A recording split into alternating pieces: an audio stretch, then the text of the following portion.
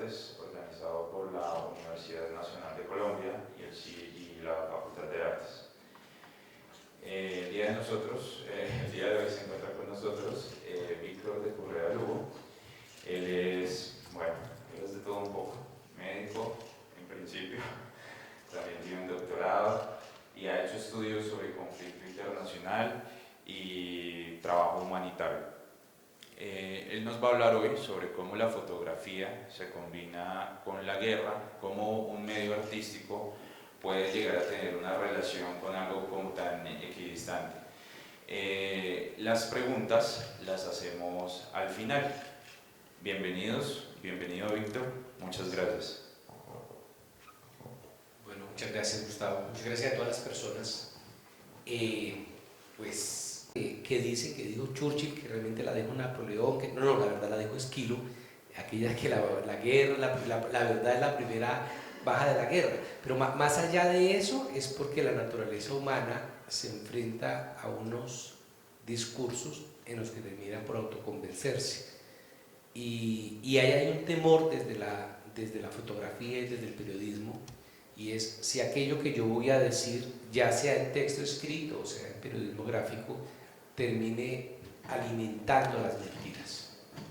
Pero la otra opción es el silencio, es lo complejo, ¿no? O sea, decimos algo con lo poco que sabemos, nos quedamos callados hasta que hagamos una tesis doctoral en 50 años y tengamos la verdad revelada, o nos aventuramos a dar algunas ideas, y eso es más o menos uno de los problemas.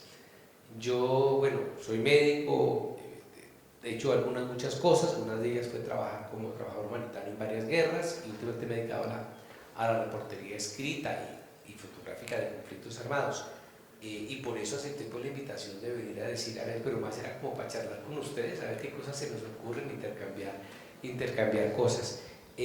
Lo primero es esto, ¿no? ¿Cómo me acerco yo? A partir de unos rostros.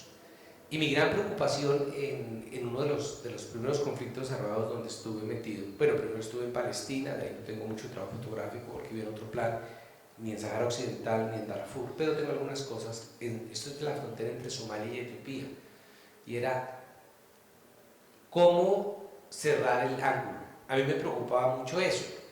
¿Por qué? Porque como que lo ideal es mostrar el contexto. Yo creo que el contexto ya lo suponemos, y me preocupaba era la cara de la gente. Entonces era coger una cámara y empezar a hacer clic y de pronto descubrir que ese clic pues podía producir muchas cosas. Voy a decir algunas tonterías en un acto de sinceridad, como por ejemplo el descubrir que la foto un segundo después no tiene nada que ver con la misma foto de un segundo antes. La cara cambia brutalmente. O sea, un edificio está ahí y uno le toma 30 fotos, más o menos se mantiene, pero eso de las caras es una cosa absolutamente mágica. Entonces me centré mucho en las caras, y estos son algunos de los trabajos. Esta fue la primera foto que, digamos, hice con sentido de lo que estaba haciendo, con conciencia de lo que estaba haciendo, y era una niña en un campo de refugiados en la frontera entre Somalia y Etiopía, y el afán era dar cuenta de esas caras, pero además, aparte de dar cuenta de esas caras, no había que hacer mucho esfuerzo, porque ustedes pueden ver, son absolutamente bellas las personas, los tonos son absolutamente bellos, ya se imaginaron ustedes la luz del desierto, pues es que ahí digamos que la magia sería equivocarse, ¿no? Hacer una mala foto, casi que eso sería lo mágico, ¿no? Y era descubrir esas fotos. Pero además hay una razón política de estas fotos, y es que en ese momento el gobierno etíope dijo: aquí no hay desplazados ni refugiados de Somalia, y tocó hacer todo esto, más un censo, más otra cantidad de cosas, para mandárselo a Addis Abeba, y que Addis Abeba, la Unión Africana, la usara como herramienta para presionar al gobierno etíope, y al final aceptaran que habían desplazados y refugiados, porque si no los aceptaban no nos dejaban atenderlos. Entonces teníamos un campo de 14.000 personas, nos llegaron en 3 días, había que atenderlos, y el gobierno decía: no los autorizo que muevan un solo camión para llevar agua potable o llevar comida o llevar alguna cosa, simple y llanamente porque allá no hay gente. Entonces, no solamente es un problema de la estética, es como la foto logra ayudar a una causa. Ahora, ahí podríamos centrarnos en toda la discusión sobre si el arte está al servicio de o el arte vale per se. Lo siento, en ese momento, con ese calor, no hay tiempo a hacer esa reflexión, ¿sí? Y suena a pragmatismo, por todo, lo que me quieran, de lo que se me quieran acusar, pero quiero decir que ahí la estética y la ética confluyeron. Confluyó una propuesta estética, pero confluyó una propuesta ética que era darle cara a las víctimas para que esas víctimas pudieran recibir ayuda, una cosa concreta. Ahora, eso nos mete en un universo de discurso y es, ¿qué es lo que se entiende por cubrir una guerra? Realmente la idea que se tiene de cubrir una guerra es el periodista con el chaleco de press y el casco, que pesan muchísimo, en la trinchera al lado de los disparos, ¿no? Y hay una perversa idea de que si uno no está en la trinchera, eso no es cubrir una guerra. Es decir, las víctimas de la guerra quedan replegadas o quedan apartadas por la luz del guerrero. Y eso es terrible, porque no aparece la historia del drama. O sea que, como que cubrir una guerra sería la primera línea. Pues claro que uno estaba en la primera línea, pero yo no veo, creo que hay mucha perversión en ese morbo que también la sociedad demanda a la hora de consumir medios de comunicación, donde una víctima pues no cuenta. Un segundo trabajo fue en Afganistán. Traje solo algunas muestras de algunas fotos, porque tenemos poco tiempo y la idea es más intercambiar cosas. Esta foto la tomé en Jalalabad, no sé por qué me gusta muchísimo, ya sé, y esa es la otra, que uno se enamora de las fotos. Hay fotos que le dicen, no, mano, esa foto es muy mala, bote eso, esa es la foto que yo quiero. O hay gente que le dice, hombre, ¿cómo fue a botar esa foto? Que mire, que el ángulo, que la perspectiva, que yo qué sé yo, ¿no? A mí me gusta. Y entonces uno como que empieza, este viejo me representa todo lo que es Afganistán, ¿no? Es en Jalalabad por el abandono, por su barba, por su mirada, por el contraste entre lo iluminado y lo oscuro, no sé, a mí me produce muchísima magia. Y hay momentos, decía, que no se repiten, y uno de los que no se repiten fue esta sonrisa que me regaló un viejo frente al museo en Kabul, el Museo Nacional de Kabul. Bueno, el Museo Nacional de Kabul es una casita con 4 salas donde hay pocas cosas y la mitad de esas se la robaron los soldados estadounidenses. Y esa es toda la historia, o sea, la historia de ese museo es nada, es muy doloroso, porque es negarle su propio pasado, ¿no?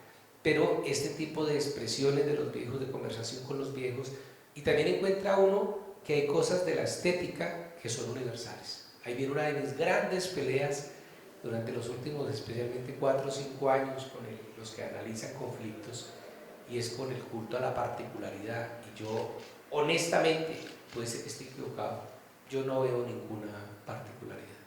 Entonces la gente le dice, no, es que el conflicto colombiano es único e irrepetible, ¿verdad? Hay paramilitares, como en Sudán, como en Guatemala. Pero es que hay droga, como en Afganistán, como en Pakistán.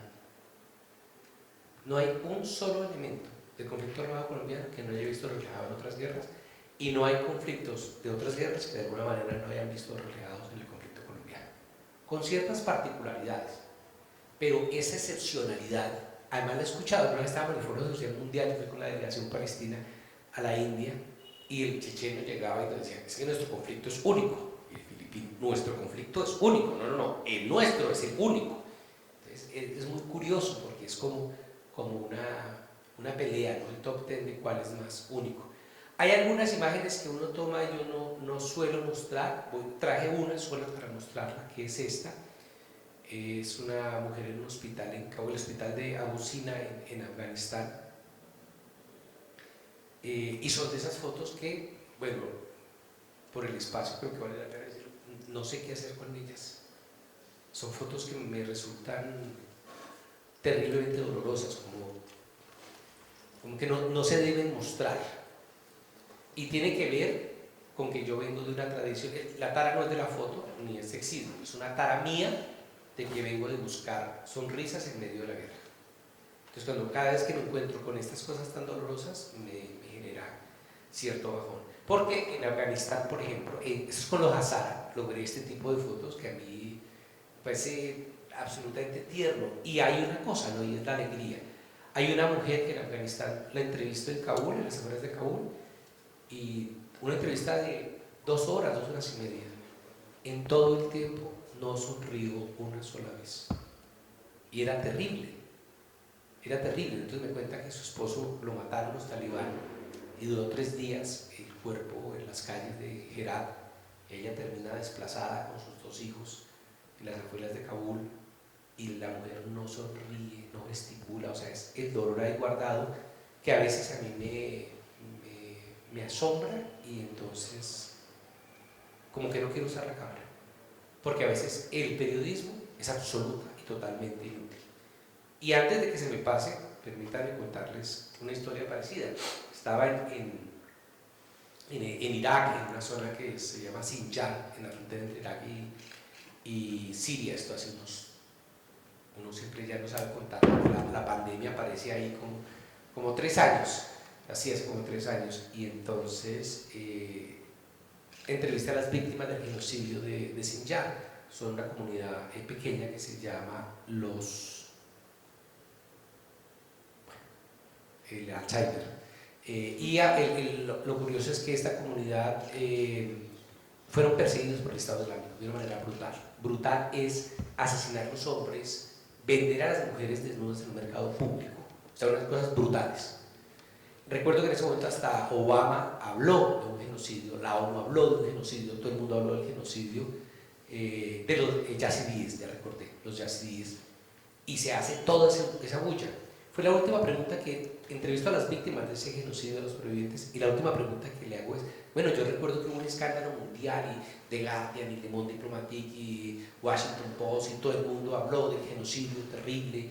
¿En qué cambió en la cotidianidad de ustedes cuando todo el mundo a través de los medios de comunicación hicieron un semejante escándalo? Y él se queda mirándome y me dice, absolutamente nada. Entonces uno dice, ¿para qué estoy escribiendo yo? Afortunadamente, digo, fue la última pregunta, porque ahí no pude, me bloqueé, y le di las gracias y di por concluida la entrevista, no había absolutamente nada más que hacer. Pero bueno, luego de Afganistán, un trabajo antes de Afganistán fue el trabajo de descubrir lo árabe. Volví a jugar con los rostros porque además nosotros tenemos rostros árabes, absolutamente árabes. Yo pasaba por local en Túnez, en Líbano, en Egipto, en Jordania, no tengo ningún problema con eso, y me encontraba con caras como estas, ¿no? Este es un beduino en el desierto en las afueras del Cairo, y entonces, ¿qué es aquello de lo árabe? Porque leía yo, ¿cómo entendemos lo árabe? Entonces, dicen los académicos que lo árabe es los que hablan árabe, viven en un país árabe y o se identifican como árabe. Pues eso y nada de lo mismo, ¿no? Pero que quede en el aire, ¿no? ¿Qué es eso de lo árabe? Y pues eso tiene una cosa profundamente mágica.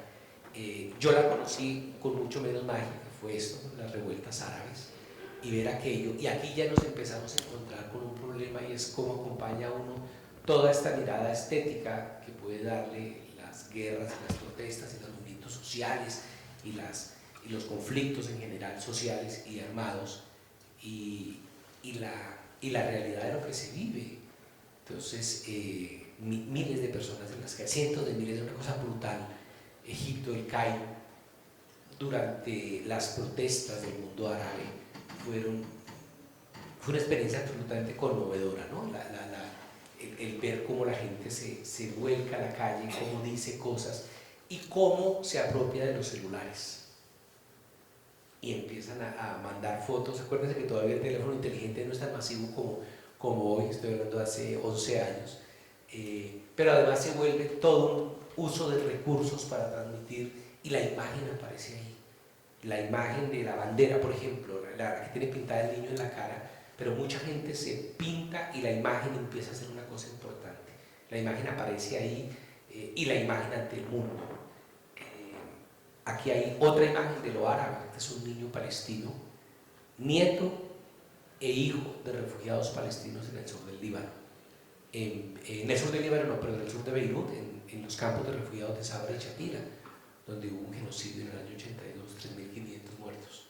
Entonces ir allí, ver la historia y es muy difícil porque uno no logra captar cómo ese niño se le ha negado un mundo. Doy otro ejemplo, estando en las afueras de Ramallah, en Palestina, un muchacho de 12 años me decía, yo no conozco el mar, vivo a 25 minutos del mar Mediterráneo, a 20 minutos del mar Muerto y a 2 horas del mar Rojo, y yo no conozco el mar. Entonces hay unas cosas, pero ¿cómo decir eso en palabras? Pues no se puede, lo he intentado, pero lo que hay detrás de eso no se transmite, y las fotos tampoco. ¿Qué quiero decir con eso? Que las propuestas del periodismo, tanto escrito como gráfico, tienen un límite, y ese límite es una de las cosas contra que a veces luchamos. Y por supuesto la idea más árabe es cuando nos juntamos con el Islam, aunque eso no es cierto que todo el Islam sea, todos los musulmanes sean árabes, que todos los árabes sean musulmanes, ni mucho menos que todos sean terroristas, pero empiezan a encontrarse también con la magia de descubrir otras cosas, ¿no?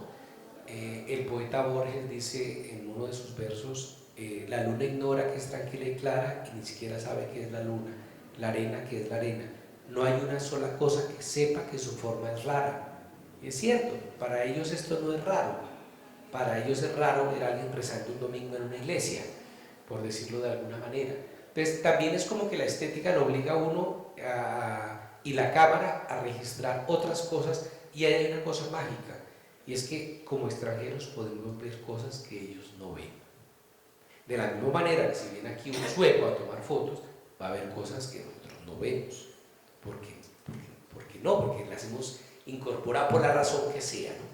Y tal vez también aquí vuelve el problema de la alegría y de los contextos.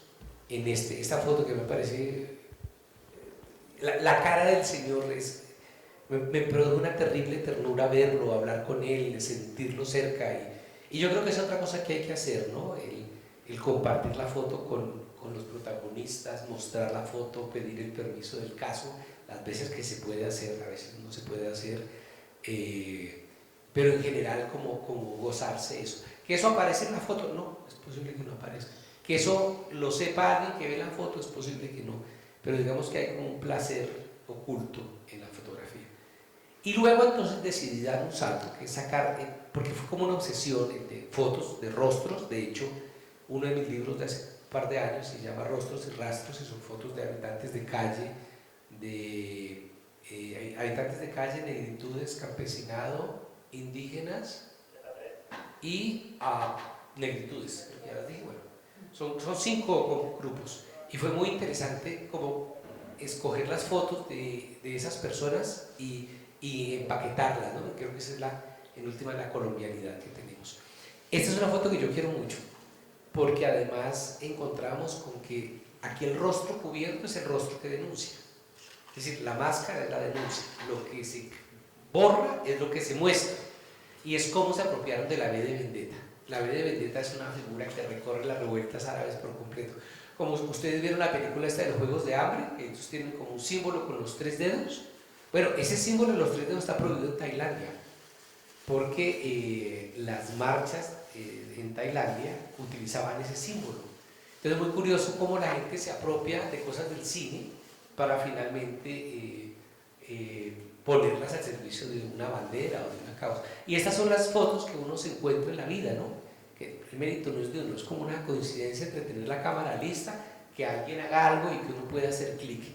Y hay otras que, digamos, no son grandes fotos, pero que esta foto yo le tengo un cariño especial, simplemente porque es el momento. Bueno, no quiero alargarlo, pero Egipto es un país que nunca ha tenido unas elecciones. Tuvieron unos faraones, tuvieron unos líderes, unos pachás durante el siglo XIX, tuvieron unos generales, y ninguno de esos es elegido. Es decir, un país con 5.000 años de historia nunca había tenido unas elecciones. Entonces, de pronto hay 23 candidatos y hay 2 candidatos finales y anuncian. Yo recuerdo la plaza Tahrir repleta de gente a reventar aquello, y dicen, bueno, vamos a anunciar quién es el ganador, y entonces empiezan a decir una cosa y 20 minutos, el silencio es brutal, y este es el momento en que anuncian que el ganador fue Mohamed Morsi. El que está levantando los brazos es Hassan, que me estaba ayudando en la traducción, la gente abrazándose, al fondo alcanzan a ver a un señor llorando, rezando, perdón, y es absolutamente, ya sé, la foto es mala, ya lo sé. Sí, no es un debate estético, es esa foto que uno la tiene porque le dice, ahí ya uno se puede morir, uno ya vio parte de la historia que uno quería ver. Y por supuesto este tipo de cosas del contexto, y es las banderas, las manos, los símbolos, porque uno empieza, digamos, a abrir el foco de alguna manera. Y hay cosas curiosas que uno se encuentra, como esta foto. Si reparan bien, esa niña está flotando en el aire, los dos piecitos están en el aire en el momento de la foto. De hecho, he tenido la coincidencia, llevo como unas 8 o 10 fotos de lo mismo, de cosas parecidas, en las que cuando tomo la foto, algunas las he hecho intencionalmente, pero es encontrar eso. Y estas son las trincheras cuando el golpe militar, a un año del golpe militar, o sea, Mohamed Morsi, la foto anterior, gana, y al año siguiente hay un golpe militar, y se encuentra uno con este tipo de cosas, ¿no? Con las trincheras, con las masacres, con la guerra. Esto fue una foto de, bueno, ¿por qué no ver de otra manera? Y parte de ver de otra manera es desde el quinto piso del edificio donde estaba y ver la gente, los hermanos musulmanes, esperando en mitad de las revueltas árabes. Y pues yo digo que otra de las cosas que uno tiene que hacer en fotografía es buscar otras perspectivas, a ver cómo cuentan lo mismo de siempre. Alguien decía que la poesía, los poetas siempre dicen lo mismo, el problema es el cómo, ¿no? Es decirlo de una manera diferente, pero no es el qué, el amor, la muerte, la vida, eso ya está dicho, sino el cómo. Y esta es una foto que yo la quiero mucho, la tengo enmarcada en mi casa y todo, porque hay algo que no se ve, no sé si este cursor funciona, si lo ven, ¿no? ¿Ustedes no ven el cursor? No.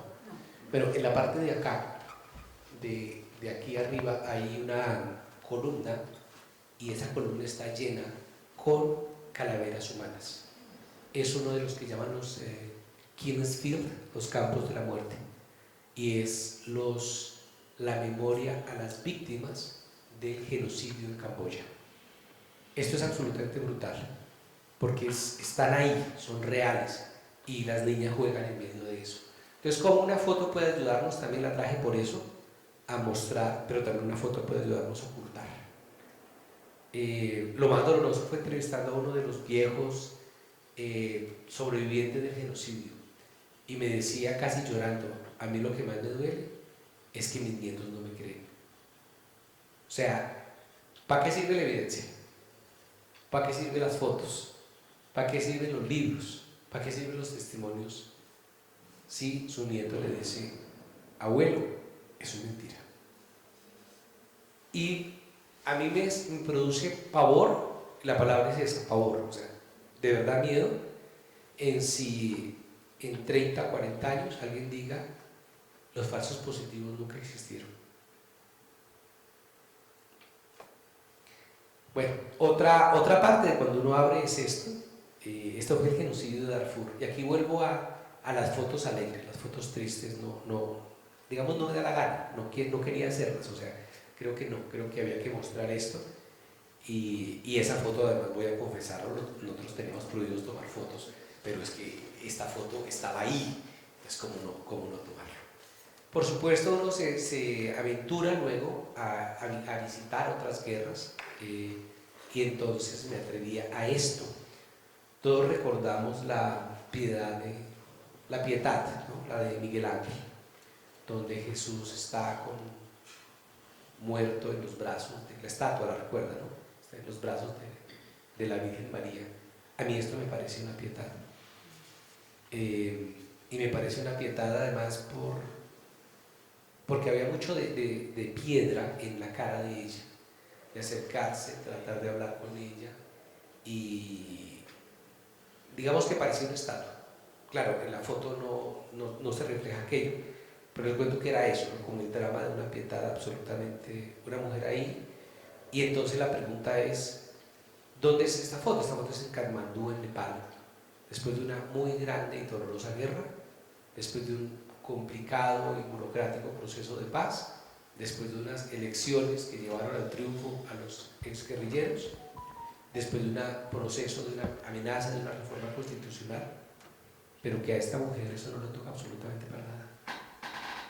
La pregunta entonces no es si la guerra es cubrir al soldado nepalí dando tiros, o la firma del proceso de paz, o la tapa de la nueva constitución, sino esto que representa a la gente de a pie, y lo que yo siento es que no representa nada.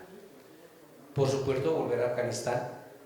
Estos son dos niños Hazara de una de las comunidades en las afueras, y pues yo creo que con esta foto ya uno deduce claramente que la idea aquella del Estado Social de Derecho pues simplemente no existe.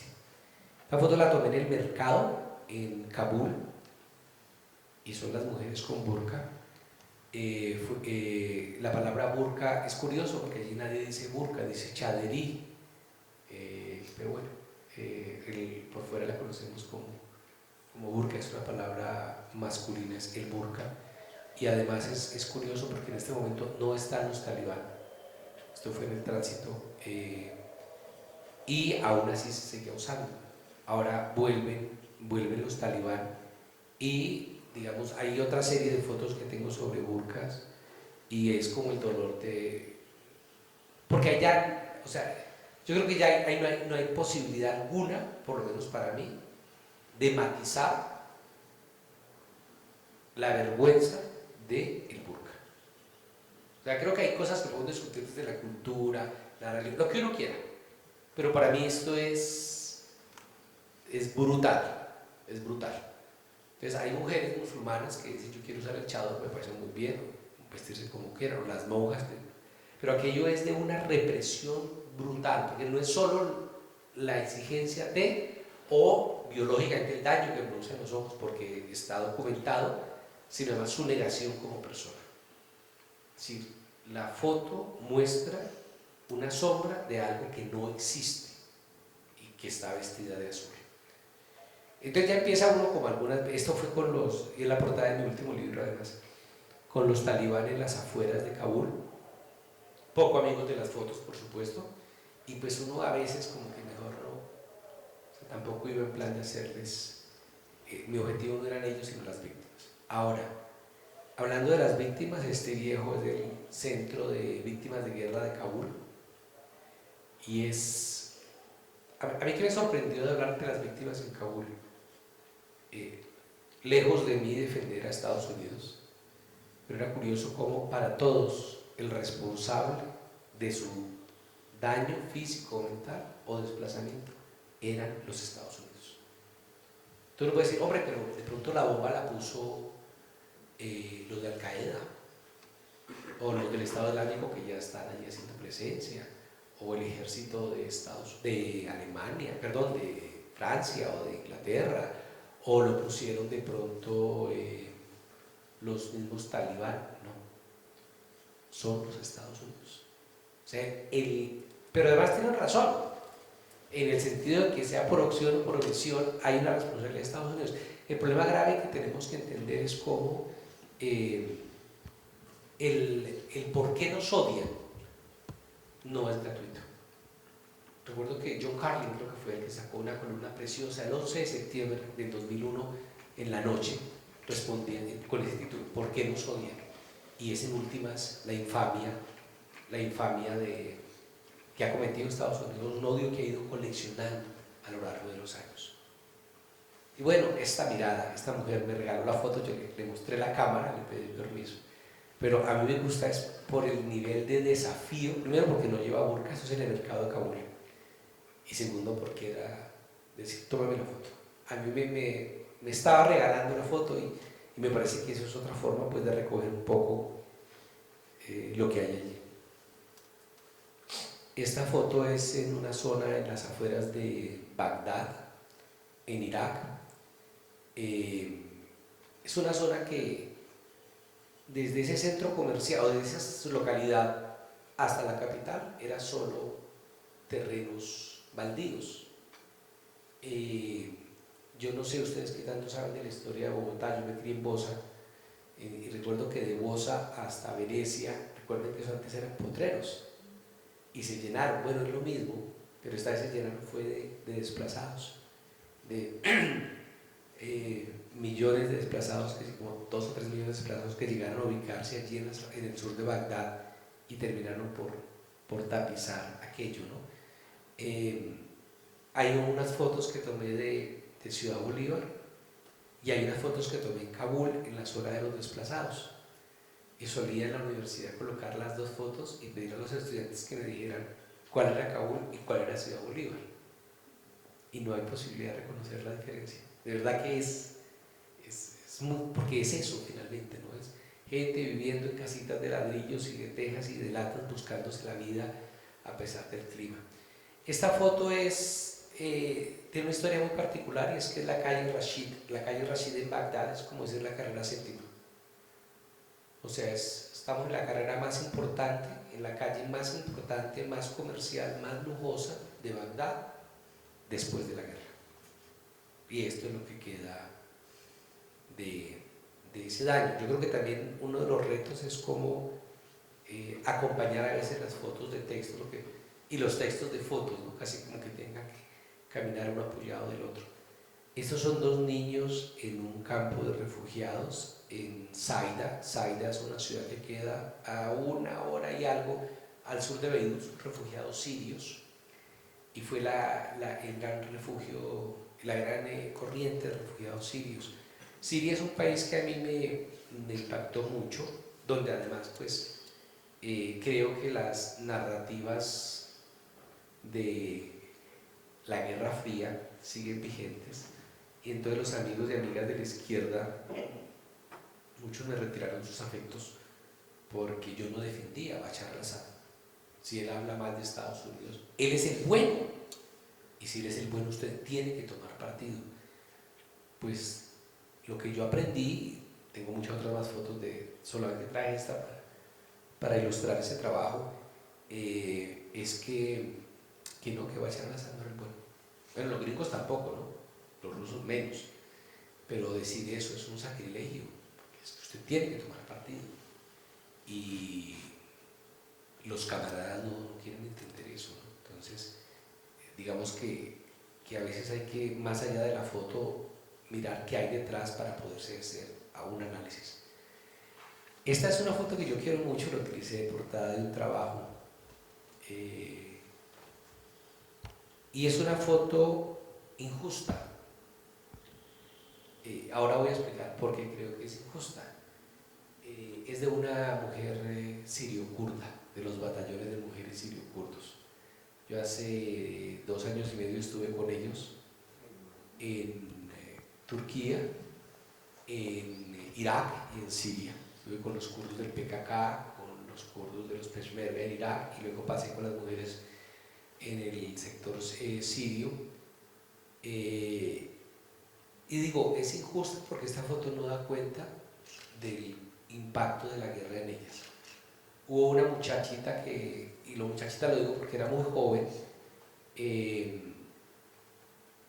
bueno, es otra cosa que he aprendido, ¿no? No le pregunte la edad nunca a nadie, porque así tenga 12 años le va a decir tengo 18, porque no van a servir a la prensa que vas a decir, están reclutando niños.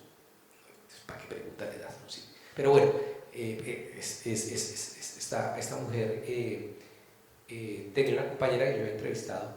La compañera tenía 16 años cuando llegó el Estado Islámico, y ella evacuó hacia Irak al papá y a la mamá y se devolvió. Dijo, me devuelvo a pelear sola, y se incorporó a las milicias. La batalla más dura fue la batalla de Kobani. Ustedes llegan a Kobani, a la derecha hay un cementerio de 1800 tumbas con un letrero compartido que es Shehid. Shehid quiere decir mártir, son gente que ha muerto en combate. Y mira la edad, de acuerdo a la fecha de nacimiento y de muerte, 20 años, 18 años, 16 años. Son una cantidad de niños que se jugaron la vida por salvar la ciudad. Y esta muchacha que lleva al papá y a la mamá y los deja en la frontera se regresa. Está en muchos combates, y 6 meses antes de que yo la entreviste pierde un brazo en combate. Y yo le rogué que me dejara tomar una foto, porque para mí significaba exactamente la imagen de ella, guerrera, sufrida, víctima, pero también combatiente, pero persistiendo. Y me dijo, no, yo soy otra igual a las demás, no fui capaz de arrancarle esa foto. Y este fue de otros videos que hice un par de especiales para CMI, y bueno, fue muy interesante porque porque la batalla de Kobani, la guerra de Kobani en general, lo que representó Kobani para el mundo, pues está de alguna manera reflejado en estas luchadoras. Ahora, claro que esto genera muchos debates, ¿no? El debate sobre el pacifismo y el feminismo. Pues es que ahí no hay mucho de dónde escoger.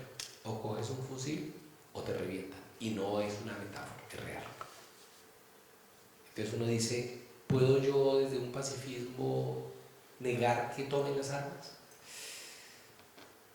No lo sé, a mí me ha costado mucho trabajo. Bueno, yo nunca he sido pacifista, lo confieso. Tampoco es que ame la guerra, que quede claro.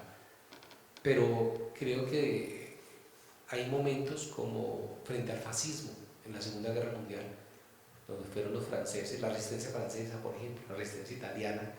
Entonces decirle a uno, no peleen contra Hitler porque es muy complicado, realmente es muy complicado. Pero bueno, esta es una cosa dolorosa y es un niño jugando a la guerra en el norte de Irak. Pues es finalmente nuestros niños, ¿no? Nuestras niñas. Cuando van a jugar aquello que han visto, van a reproducir aquello que han visto. Y claro, esta fue otra que escogí pensando, esta es en Kobani. Kobani es una de las batallas más brutales, o sea, cuando a uno le cuentan Stalingrado o le cuentan el gueto de Varsovia, yo pienso en Kobani. Pues si no les molesta les cuento que allí llegué agotado, ya he entrevistado a mucha gente, como a las 9 de la noche, me dicen, tiene otro par de entrevistas, llegaron 2 personas, yo estaba muerto realmente. Y empezaron a contarme, eran 2 combatientes que sobrevivieron a la batalla de Kobani. Y uno de ellos llevaba un computador. A mí me llamó mucho la atención y empezó a contarme cómo Kobani es una ciudad sirio-kurda en el norte de Siria y la rodean los del Estado Islámico. Entonces ellos, para evadir el bloqueo, el embargo, le pagan a los árabes para que filtren o contrabandeen entre las ovejas, entre la granja de las ovejas, entren antibióticos y medicamentos. O sea, rompen el bloqueo a través de las ovejas, pero luego se va cerrando el círculo y les cortan el agua, y los kurdos lo que hacen es cavar pozos para sacar el agua. Yo tengo varias fotos de casas donde hay pozos y cogen agua subterránea, hasta que la taquilla es brutal. Lo que hacen con las mujeres no tiene nombre, a los hombres los destrozan. Es una cosa terrible y al final la ciudad empieza a caer. Se calcula que cayó el 85% de gente en manos del Estado Islámico y quedaban 150 combatientes, entre hombres y mujeres de los kurdos. 2 de ellos son los 2 sobrevivientes que les cuento.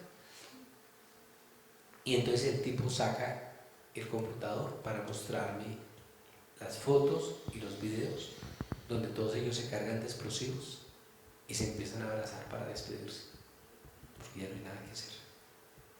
Y yo pensaba en eso, ¿no? En cómo la foto en ese momento o el video en ese momento es único, o sea, es brutalmente único, es irrepetible. Y en ese momento el PKK, el Partido de los Trabajadores del Kurdistán, la guerrilla kurda, manda 150 combatientes. Más de 100 llegaron por parte de los Peshmerga y Estados Unidos empezó a bombardear el Estado Islámico y recuperaron la ciudad. Una cosa maravillosa, absolutamente maravillosa. Que Estados Unidos, hombre, si Estados Unidos bombardea a Hitler, pues que lo haga. Así, no, espere porque yo quiero ser puro. No, ahí la cosa es de puro pragmatismo. Podemos después tener el debate político del caso. Y esta foto, ¿por qué la traigo? Porque es un hombre haciéndose una selfie en uno de los edificios de la batalla de Kobani.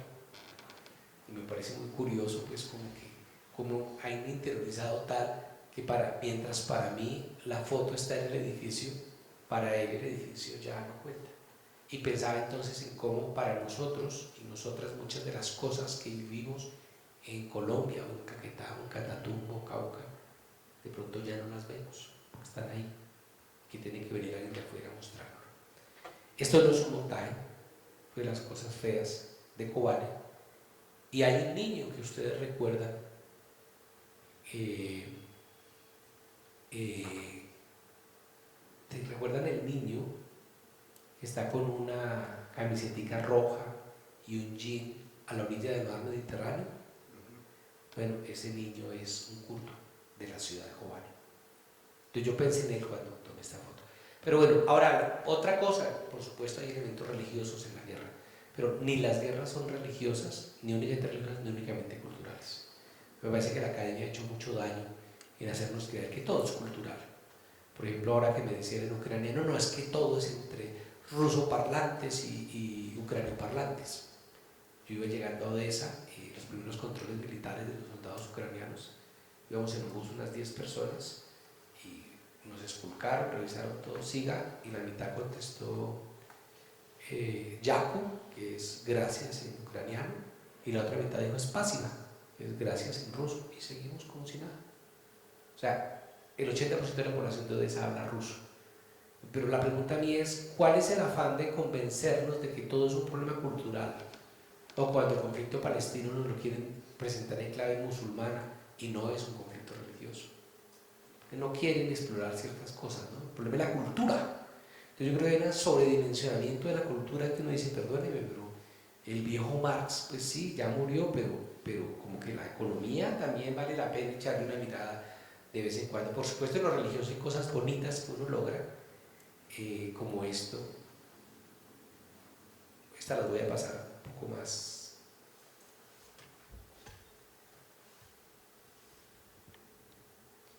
Y es apasionante cómo uno puede acercarse al mundo de las religiones y de los credos y de las fees y de las tradiciones y hacer parte de ellas, ¿no? Yo creo que es una de las cosas más interesantes de la fotoreportería. Esta es una foto que a mí me da miedo, claro, tengo que explicar por qué. Yo estoy en Jordania entrevistando a unos yihadistas y víctimas de Siria, refugiados de Siria, y se da el intento de golpe militar de Turquía contra Erdogan, creo que eso fue en 2016. Pues cogí un avión desde Amán para Estambul y en la plaza esa no es Taksim, ¿cómo se llama? Taksim, perdón, Taksim Square, había unas marchas apoyando al gobierno, a la democracia, en contra de los militares, de los golpistas. Entonces el problema es cuando yo llego a la marcha y encuentro allí a los defensores de la democracia. Todas las mujeres que podían participar allí estaban religiosamente cubiertas, nunca mejor dicho. Los hombres, muchos con barba larga, banderas negras del Estado Islámico. Y este símbolo, ¿no? El símbolo de las 4 preceptos de Rabadawiya, que es no hay, Alá, no hay más Dios que Alá y Mohammed su profeta, el Corán, Mohammed su profeta es la segunda, el Corán es el libro sagrado, es la constitución, y el Islam es la solución. Ese tipo de mensajes corresponden al radicalismo musulmán más cerrado y extremo en Oriente Medio. Entonces a mí me sorprendió eso porque esta es la foto de los que estaban defendiendo la democracia. Entonces uno empieza a explorar y dice, un momentico, pero entonces no es que hay unos demócratas y unos golpistas, y resulta que la película que nos están mostrando en Occidente no es la misma. Por supuesto, esta foto me la robé, lo confieso, fue en un templo en Sri Lanka. Sri Lanka es una guerra, ahora está perdido de nuevo, pero fue un proyecto político donde los también lograron controlar el 40% del territorio. Es la única guerrilla en el mundo que yo sepa que ha tenido fuerza aérea, y la rematada que le hicieron fue brutal, En 4 meses, 28.000 civiles asesinados, y al final se quedaron con el poder las élites de siempre. Es una cosa brutal. Por supuesto, la discusión sobre Palestina, esta foto la tomé en Túnez en una marcha contra Israel, y tiene que ver con todo el debate de la propuesta política que se apropia del judaísmo de una manera infame. Yo no tengo ningún problema con el judaísmo, pero sí con el sionismo. en cuanto discurso político que segrega, que persigue, que niega a otras comunidades. Por supuesto, las figuras del Estado Islámico y todos los radicales son todo, pero también no dejan de ser un riesgo, o sea, uno en ciertos escenarios no puede andar tomando fotos tan alegremente, puede molestarse. Esto es en Sri Lanka también, fue una conmemoración que hicieron allí sobre víctimas, y la siguiente, esta la tomé en San Salvador. La tomé en San Salvador y es la imagen de Oscar Adolfo Romero. Parece que estuviera de pie, no, es una pintura al fondo. Y es una mujer ahí, pues es como Salvador es exactamente, si pueden ir a hablar, yo estuve entrevistando a los negociadores y la conclusión mía es que Salvador es exactamente los procesos de paz que hay que estudiar para ver lo que no hay que hacer. Y allí se cometieron todos los errores posibles. No es gratuito que hoy en día Salvador tenga, en la fase de la posguerra, tiene más homicidios por cada 100.000 habitantes que durante la guerra. O tuvo más gente viviendo fuera de El Salvador en la posguerra que en la guerra. Bueno, voy a compartirles solo algunas otras imágenes, digamos, más cercanas que escogí y tiene que ver con el paro nuestro. Aquí el paro nuestro de cada día, no voy sino simplemente a compartir algunas fotos que fueron tomadas en diferentes momentos del paro y que pues tratan de mostrar la realidad que ustedes conocen. Esta no es del paro, eso fue cuando el día de los CAI, ¿recuerdan? En 2020. Esta fue en Medellín y fue tomada desde el piso cuando yo no podía más. Esta es la portada de un libraco que hace poco saqué, se llama Resistencia, carajo. Y esta fue un chorro de agua de ellos. Esta fue en Uzbekistán, que es como ellos llamaron ahí el puente aquel. Y esta es una foto que yo quiero mucho. Bueno, finalmente algunas cosas de Ucrania. Ucrania, pues es una realidad que está desangrando. ¿Qué está pasando? No lo sé. Hay sin duda únicamente hablando una ocupación, así lo llamen como quieran. Creo que la OTAN alimentó aquello de una manera brutal. Creo que el problema no es que hayan neonazis, hasta en Colombia hay neonazis. El problema es que esos neonazis hacen parte de las estructuras del ejército y del Estado.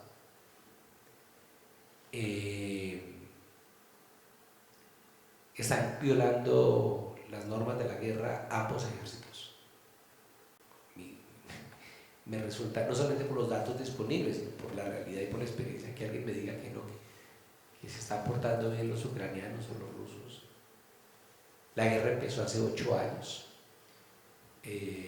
Las casas bombardeadas son reales. El dolor es terrible. El pánico de las primeras semanas con las sirenas antiaéreas, eso, dicho en español de España, acojona. Pero era curioso, la segunda o tercera semana ya como que suena la alarma y esperemos a ver qué pasa. Pero pues en esos casos tampoco es mucho lo que se puede hacer. Esta es la muerte de uno de los soldados, la despedida de lo que eso significa. Es decir, la muerte está ahí, es real. Y no me importa si es de los unos o de los otros, ¿no? Y el dolor de los combatientes también se percibe ahí.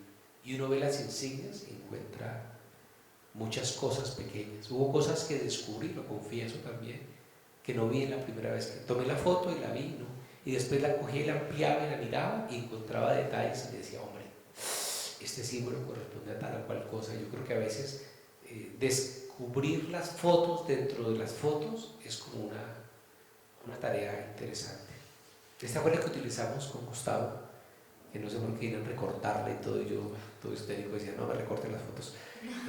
Y es curioso porque pues, lo que hay al frente, que ustedes alcanzan a ver, es un gran hueco donde había otro edificio y ya no existe. Entonces aquello es, pero sí hay mucho daño, o sea, no es Hollywood. Yo recuerdo un amigo mío al que cuando estaba en Palestina trabajamos juntos y él después cubrió la guerra de Libia y me decía que no entendía cómo había portales, especialmente de la izquierda internacional, diciendo que lo de Libia era franceses e ingleses con barbas postizas. No, la realidad está ahí. A mí me duele, un amigo al que quiero mucho, cuyo nombre por supuesto no voy a mencionar, me decía: Víctor, es que de pronto tú, si tuvieras los ojos de Lyotard, entenderías. No jodas, yo no sé si Lyotard estuvo o no en un bombardeo, pero es que no es un problema de narrativas. O sea, usted ve eso, ahora explíqueme. ¿Qué puede haber sido hecho por los ucranianos y acusan a los rusos? Sí, pues es posible. ¿Los rusos o los ucranianos? Sí. ¿Que es posible que fue evacuado antes y no eran civiles? Sí. ¿Que es posible que era un objetivo militar que lo convirtieron en bien civil o al revés? Todo eso es posible. Pero el edificio como realidad objetiva está ahí. Y yo sí creo cada vez más que si uno empieza, no, es que hay varias verdades, por ejemplo. Hombre, si uno acepta la teoría de las varias verdades, pues no puede aceptar la Comisión de la Verdad en Colombia. Tan simple como eso. Esta es una foto que tomé en Lviv. Lviv es una provincia, una oblast, saliendo hacia Polonia. Y los colores de ellos, ¿no? Claro, hay un nacionalismo exacerbado. Pero a ver, están en la guerra. Ahí pude entrevistar al alcalde a Vitali, el alcalde de Kiev, muy interesante, tipo de 2 metros y 1 centímetro, 112 kilos, fue boxeador, fue campeón mundial de peso pesado. La gente no ve un luchador, ve un héroe. Y Zelensky, payaso, cierto que ha prohibido 11, ¿cómo se llama? 11 partidos políticos, ha censurado revistas, todo lo que ustedes quieran. Pero es un líder, es un héroe. La gente lo ve como un héroe, es un referente. Y a partir de ahí construye un discurso. Claro, la gente se agarra a un nacionalismo porque tiene una identidad. El problema es hasta qué punto esas identidades llevan al culto a lo particular y no dan cuenta de una salida buscando lo universal. Doy otro ejemplo para ver si logro explicarme.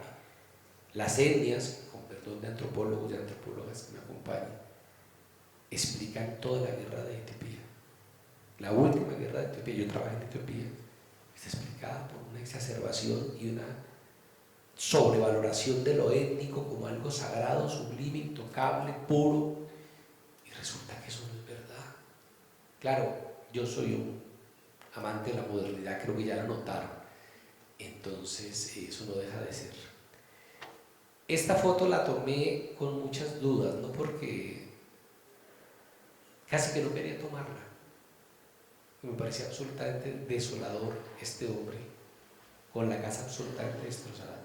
Hay fotos de farmacias, estaciones de gasolina, centros médicos bombardeados por Rusia.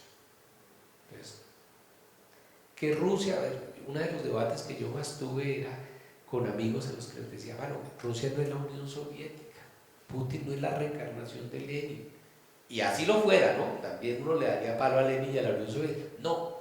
Entonces es como una cosa donde la verdad no cuenta. Hay una frase de Groucho Marx, bueno, del hermano de Groucho Marx, vestido como Groucho Marx, cuando dice, ¿a quién le cree más usted? ¿A sus propios ojos o a mí? Esa frase la pensaba yo en Polonia, ¿no? O sea, ¿a quién le cree más, Víctor? ¿A lo que usted mismo ha tomado fotos o a lo que dice, sí, el documento A o B? Entonces hay una pelea brutal. En Europa está prohibido RT, está prohibido Sputnik, la rusofobia es real. Una amiga mía es médica en Alemania y tenía un control con una médica oncóloga hace 2 meses, a partir de ese momento, y la llamaron y dijeron, mire, que si puede venir mañana a la cita. ¿Y por qué tan rápido? Dijo, no, es que todo el mundo canceló las citas, porque la doctora es rusa. O sea, ustedes saben, prohibieron un curso de Dostoyevsky en Italia, porque el señor es ruso. O sea, es de una estupidez absoluta, pero se mueve todo el nacionalismo. Estuve el día de las marchas de la liberación del 9 de mayo en Madrid, y para mí era chocante, más allá de lo curioso que resultara ver la gente que estaba a favor de Rusia y la gente con las banderas ucranianas y se gritaban mutuamente fascistas, ¿no? Y es bueno, ¿cómo elaboro yo un discurso? ¿Cómo me acerco yo a esa realidad? ¿Y cómo puedo conseguir que la fotografía y la escritura sirvan a acercarse a esa realidad? Claro, si uno cree que la realidad no existe, ya no hay nada que discutir, no hay ningún problema. Si uno cree, tampoco creo en la objetividad absoluta, no, pero creo en la honestidad. Y esa honestidad debe acercarse un poquito a esa realidad y explorarla. Es todo lo que viene Odessa, por ejemplo. Odessa fue machacada por bombardeos varias veces, esa fue la primera vez que sentí y después oír las sirenas también en Kiev y en Lviv y en otros lados. Y este es un puente del que se le han levantado muchas teorías, ¿no? Que eso fue organizado, que no sé qué. Y es curioso porque yo lo que he aprendido es que las mejores historias no hay que preguntarlas, salen solitas.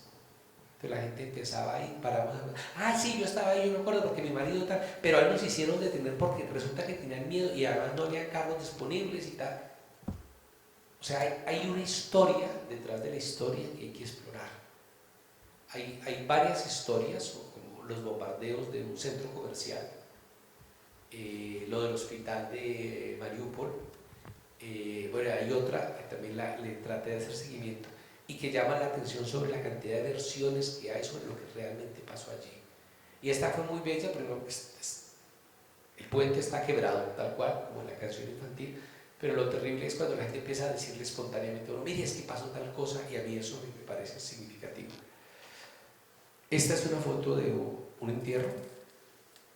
La mamá, la compañera de lucha y la esposa. Ya a estas alturas no le importa a uno si el cadáver es del lado A o del lado B. Hay mujeres combatientes, las ucranianas, la mayoría son varones, los hombres no pueden salir del país de los 20 y los 60 años. Un refugiado polaco, pues tengo fotos de refugiados que no alcanzo a mostrarlas, polaco no, ucraniano en Polonia, que su hija está embarazada y ya con meses, y el tipo dice, yo me devuelvo a sacarla. Pero hermano, usted tiene 59 años y no va a poder volver a salir, no me importa. Pero también hay cosas reales, como hablar con un muchacho de Odessa que me dice, yo fui a regalarme al cuartel y no me recibieron, porque ya hay demasiados voluntarios. Es decir, que si hay un apoyo a Zelensky masivo por parte de la gente para hacer la guerra, sí. Ahora, con eso no se puede deducir que entonces Zelensky tiene razón. No, a ver, no, yo no he dicho eso. Hitler también tuvo acogida, aquí Uribe tuvo mucho respaldo. O sea, ese no puede ser argumento. Lo que no se puede negar es la realidad, de que hay un apoyo nacionalista, un patriotismo exacerbado en la gente, ¿sí? Eso es. Como también hay grandes reportes serios. Yo voy a ver si en junio logro entrar por el lado de Moscú, que si Putin ganó favoritismo, sí, una favorabilidad brutal, sí. A partir de ahí podemos hacer el debate. Lo que no podemos es utilizar ni las fotos ni la realidad negada para entonces plantear algo que desconozca eso que está ahí.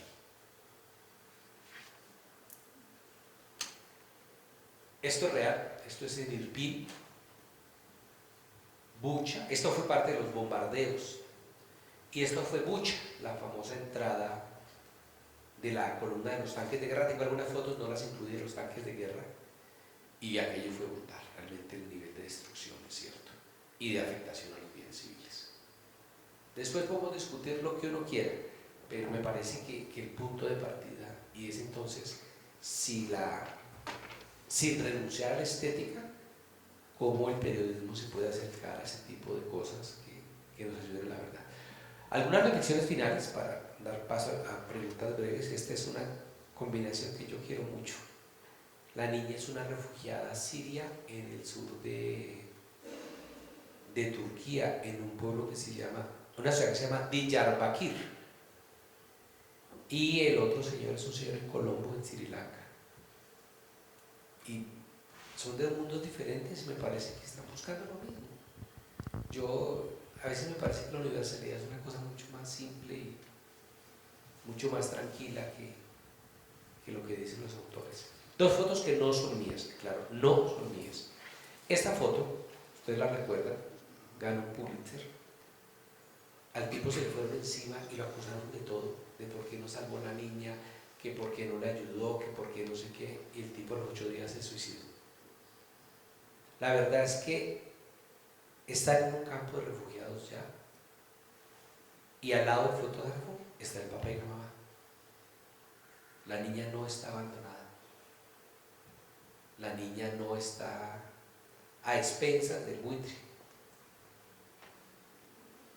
Entonces, toda la acusación que se hizo fue brutal y el tipo terminó suicidándose. Y la otra es esta foto, Mohamed Kurdi. Él es el niño de los muchos de Kobani que ahora intentan llegar por Bielorrusia y le cierran las fronteras en Polonia, pero en Ucrania a los ucranianos los reciben como de otra manera. Doy un ejemplo. Alemania hace unos 15 días desocupó 2 edificios de refugiados afganos para dárselos a refugiados ucranianos. La doble moral europea es brutal, vergonzosa. Pero igual lo que está haciendo Estados Unidos, lo que está haciendo, no sé si ustedes saben, Estados Unidos sigue comprando petróleo a Rusia. Así de simple. Y lo que está haciendo Rusia es absolutamente infame. De hecho, mi última columna es, ya no me acuerdo el nombre, se llama Ayer pandemia, hoy guerra, mañana hambre. Se revisan todas las cifras serias sobre el impacto en la alimentación mundial que produce la guerra de Ucrania y Rusia. La cosa es para asustarse. El 30% del trigo a nivel mundial lo produce Ucrania y Rusia. Para usar una metáfora que a mí no me gustaría, pero bueno, voy a hacerla como metáfora, no como traducción lineal. Es como si vivimos en un barrio y los dos de los supermercados se agarran entre ellos y cierran el supermercado. Egipto, del que ya hablé, 80% del grano de Egipto viene de Ucrania, 70% del grano de Congo. Pero además Ucrania, Rusia, Bielorrusia son los países que alimentan Yemen, Afganistán, Siria y Líbano. Es decir, el problema es real. En Colombia se va a sentir sobre todo por el precio de los fertilizantes. Todos los insumos para producir soja están disparados en Argentina. En Alemania hace poco me contaban cómo el precio del pan ha subido de manera exorbitante. El aceite de girasol se ha triplicado el precio en España. Y esos son solo algunos indicios de lo que hay. Y es que el problema de la hambruna está ahí. Ahora, hablé con algunas organizaciones humanitarias y me decían, el problema es que, por un lado, atender una crisis humanitaria va a ser mucho más difícil porque el Programa Mundial de Alimentos puede comprar menos alimentos por disponibilidad, pero segundo, los compra a un precio más alto, y tercero, por el aumento de los precios del petróleo y del gas van a ser mucho más costosos su transporte. Pero además, por el impacto mundial va a haber más demanda de ayuda humanitaria. Es decir, el panorama realmente para países como Somalia, el Sahel sobre todo, ¿no? Toda la franja del Sahel, Chad, Níger, la parte de Nigeria, Mali, ahí tendremos sin duda una gran hambruna. Y hay una foto que yo quiero mucho, y ya sé que es de una arrogancia absoluta la comparación que voy a hacer, pero perdónenme, que es esta. La de allá, de la famosa foto de la muchacha, y la otra es una que tomé también en Kabul, y no quise entrar en foco. El niño está dentro de un contenedor de basura buscando comida, y son pues de la misma, son caucásicos, ambos de Kabul, bueno, por lo menos ambos de Afganistán, yo no sé la historia de ella en rigor, pero por lo menos ambos afganos. Yo no sé si cuando Gustavo me invitó a decir lo que acabé de decir, yo no tengo nada más que contar, respondería algunas preguntas, pero también es como compartirles algunas de las angustias que tengo, y es como la imagen a veces se nos desdibuja. Mi web es esta y no sé si hay preguntas. Muchas gracias. Gustavo. Bueno, yo sí tengo una pregunta. Bueno, dos, realmente.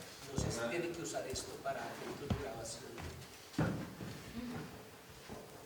Una pregunta tiene relación con la fotografía, pero la otra es un concepto que usted nos daba en la foto de los niños que estaban en Camboya, en un campo de refugiados.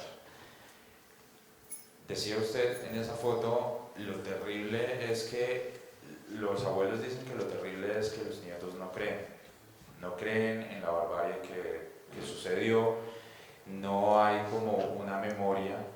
En Alemania, por ejemplo, se me venía a la mente, sí la hay, por ejemplo, hay una culpabilidad colectiva en las generaciones actuales, quizás en las futuras también, y en las inmediatamente anteriores, sobre lo que pasó en la Segunda Guerra Mundial. Entonces, ¿qué es eso que falta desde su perspectiva que permite que en Alemania sí hay, digamos, de manera generalizada una culpa o un sentimiento de culpa y no en Camboya? Algo he conocido del caso alemán. El problema es que en el caso alemán esa culpa no sirve a la verdad, sirve a la manipulación, que es otra cosa. Alemania todavía 3 generaciones le sigue pagando a Israel unos subsidios.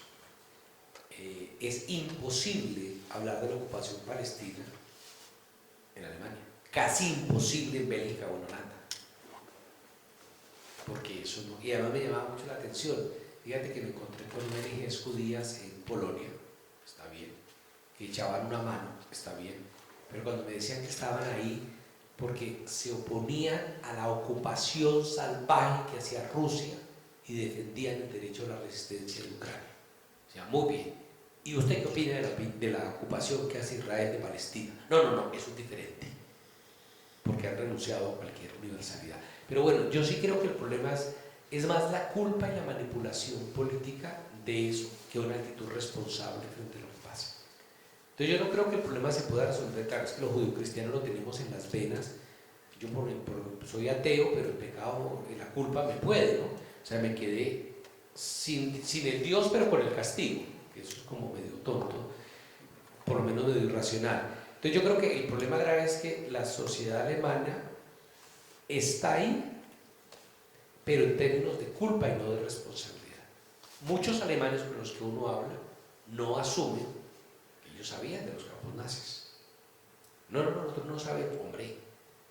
Y entonces, de hecho, hay una tesis doctoral famosa que se llama Los testigos, los verdugos voluntarios de Hitler, sacada a finales de los 90, que explora precisamente ese trabajo, y es como la sociedad alemana no quiso reconocer que eso está sucediendo. Como en Colombia mucha gente no reconoce que hay un paramilitarismo activo. Están sucediendo cosas. No, eso tiene que ver con eso. Entonces yo creo que tiene que ver más con un problema de la responsabilidad. ¿Sí? Y el problema no tiene que ver entonces con la evidencia. Y ahí es donde yo entro en angustia, pero angustia honesta, real, genuina. Y es, si eso no es una evidencia, entonces ¿qué es una evidencia?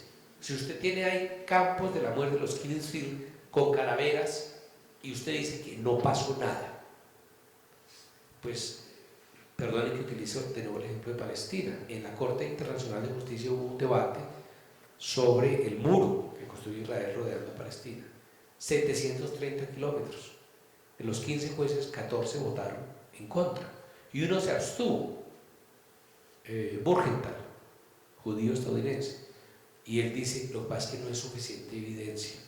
A ver, no jodas. Si un muro de 780 kilómetros no es una evidencia, dígame qué es una evidencia. Yo no entiendo. Y yo creo que uno de los problemas más graves que hemos llegado a eso. 6.402 muchachos asesinados no son evidencia. Miles de desplazados en Colombia no son evidencia. A mí, yo no puedo cuando alguien me dice que detesta las EPS, pero va a votar por Uribe.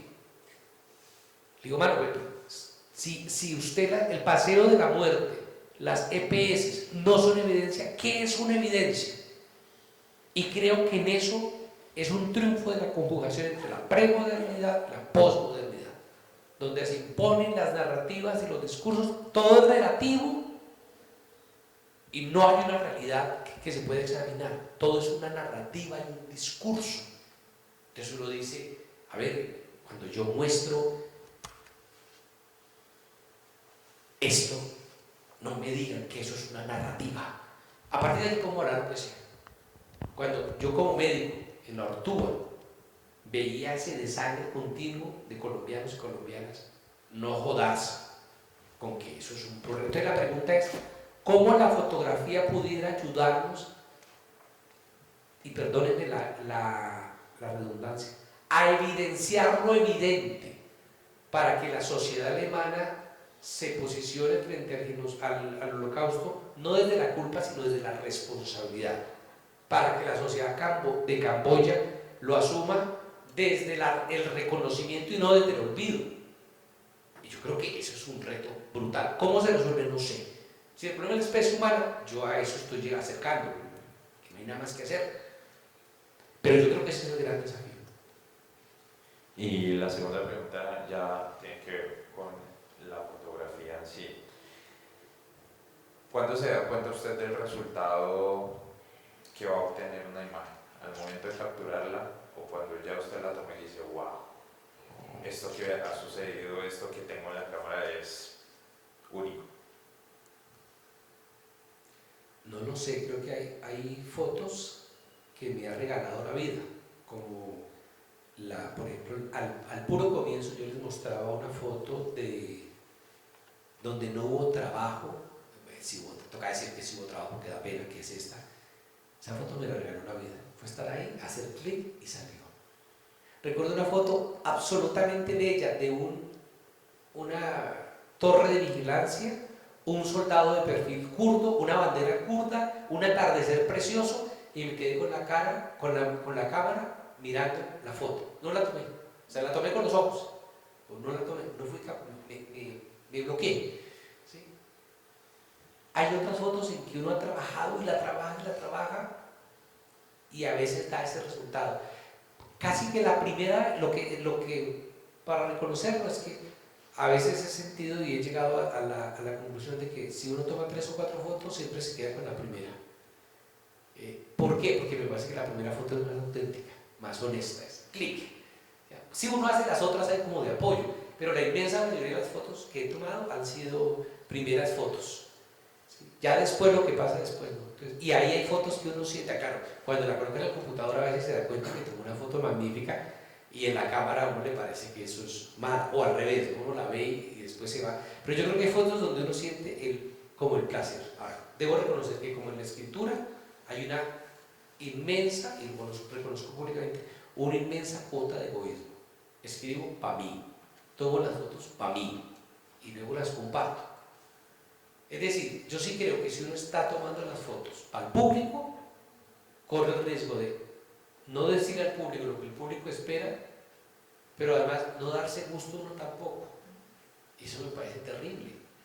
O sea, hay un placer estético también, góceselo. Y no esté tratando de darle gusto al público lo que el público quiera oír. Bueno, nadie le va a dar gusto a todo el público. Me parece que esa labor mercenaria no me interesa. Pero sí es como el placer de, cuando uno descubre el placer de, por ejemplo, esta foto, a mí esta foto me produjo un placer brutal. Esta por el contexto, les decía, teníamos prohibido tomar fotos, y entonces, claro, suena mucho a picardía, ¿no? No es una foto que ofrezca. Esta foto para mí fue brutal. Yo la tomé creo que tomé 2 o 3 después, pero me quedé con la primera, y era, yo vi ahí la piedad de Miguel Ángel, por supuesto no me quiero comparar con él, más allá de la silueta, digamos, de la imagen, ¿no? Hay fotos como estas que uno toma y a mí me enterneció hacer clic y ya bajar la cámara y como guardarla, como que había una intimidad y como una ternura en el aire que tiene que quedar ahí en la foto. Pero sí creo que es una cosa profundamente subjetiva. Y ahora, si las fotos de uno pues no le gustan a alguien, pues es muy bien que no le gusten. El problema sería muy triste que yo diga, hombre, mis fotos no me gustan a mí. Eso sí me parecería como triste, ¿no? No sé si.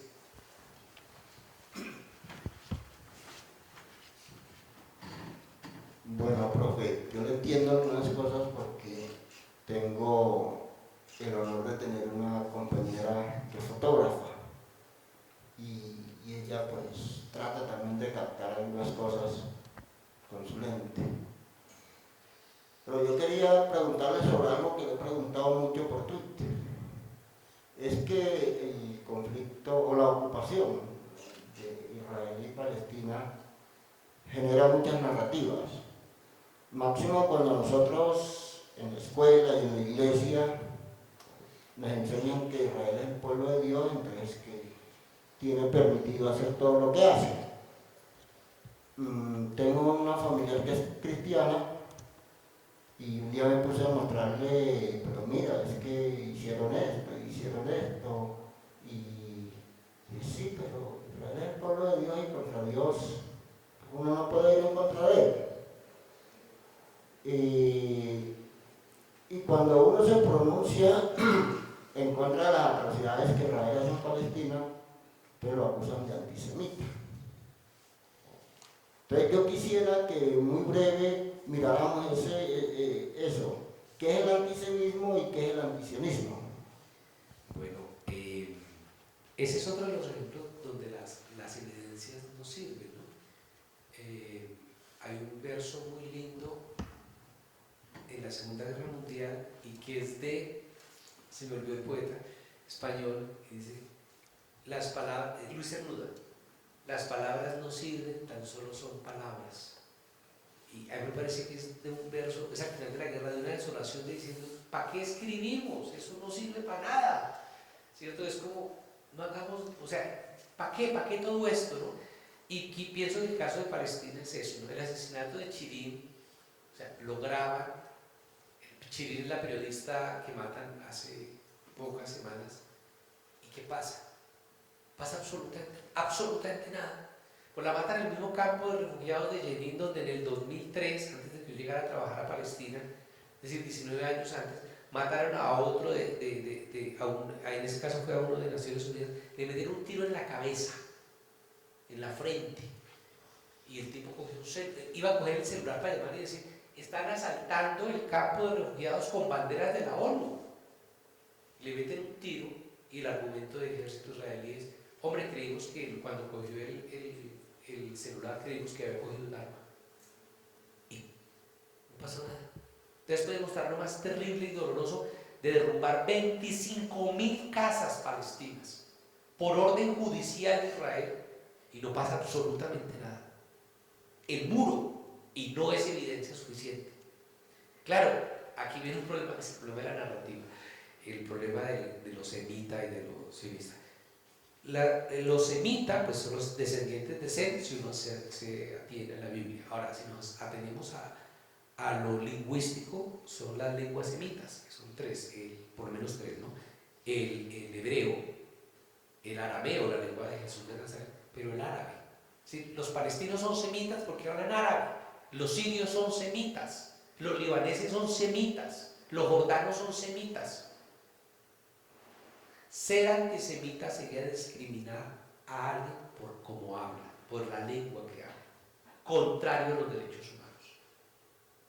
Ser antijudío sería perseguir a alguien por su religión, contrario a los derechos humanos. Otra cosa es ser sionista. El proyecto sionista es cómo entregarle, lo voy a decir de manera breve, pero no por ello inexacta, cómo entregarle el territorio de la histórica Palestina a Israel para que construya el Estado de Israel. Eso empezó en 1896, antes de la Segunda Guerra Mundial. antes de la solución final, antes de los campos nazis, antes de la Primera Guerra Mundial, 1896, se plantea la construcción de un Estado israelí solo para judíos. ¿Cuál es mi pelea? Que un Estado solo para judíos es un Estado confesional, por tanto es contrario a la democracia. Como se dice un Estado solo para evangélicos, un Estado solo para musulmanes, pues eso es una teocracia. Y desde los derechos humanos yo no creo en las teocracias. Pero además el sionismo luego se alimenta de dos argumentos que toma de la Biblia. Uno, somos el pueblo elegido. Y eso es incompatible con la idea del derecho a la igualdad. Pero pues Gustavo, los dos somos iguales, pero yo soy más igual que tú. Pero además tiene un problema y es de la tierra prometida. Yo no creo que en las relaciones internacionales decentes nos podemos guiar ni por la Biblia, ni por el Corán, ni por la Torá, ni por ningún libro religioso, sino por las reglas de juego que se llaman derecho internacional. Entonces, cada vez que yo hablo mal de Israel cuando violan derechos humanos, o sea, yo soy antisionista, porque el sionismo es una forma de racismo, y eso sería lo correcto desde los derechos humanos. Me dicen antisemita, bueno, me dicen muchas otras cosas, pero una de ellas es antisemita. Y yo creo que con eso se han creado unas cosas que son profundamente peligrosas. Ahora, con un dogmático pues no se puede hablar, porque los fanáticos, los ismos, el fanatismo que nos puebla, pues, no hay posibilidad de interlocución válida. O sea, usted ya tiene la verdad revelada, pero además tiene el Dios. Yo hablo con amigos de diferentes religiones y lo que aparece en un meme lo utilizo, ¿no? Que es curioso, ¿no?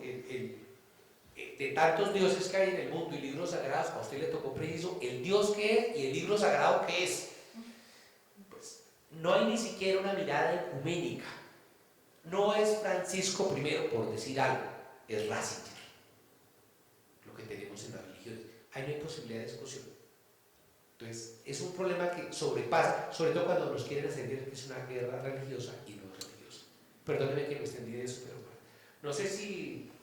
Tenemos espacio para una pregunta más. ¿Alguien está interesado o tiene preguntas? Bueno, pues si no hay preguntas, yo aprovecho y solamente hago, como siempre, publicidad a mi página web. Ahí hay libros de descarga gratuita, como tiene que ser, además, como yo creo que tendría que ser todos los trabajos. Hay artículos, opiniones, hay fotos, hay de todo. Y trato de escribir de manera responsable lo que digo. Y bueno, la ventaja de ser freelance, de ser periodista independiente, es que uno puede decir lo que le da la gana. La desventaja es que le llueve piedra de todos lados. Oiga, gracias por venir. Muchas gracias. Bueno, Muchas gracias a quienes asistieron a este evento. Pueden seguir nuestra programación a través de nuestras redes sociales de la Facultad de Artes de la Universidad Nacional y la cuenta de Instagram del Ciclo de Conferencias de las Artes. Este video, esta conferencia estará próximamente en nuestro canal de YouTube y dentro de 15 días estaremos acá con el grupo de salsa del Conservatorio de la Universidad Nacional, el Combo Bueno. Muchísimas gracias.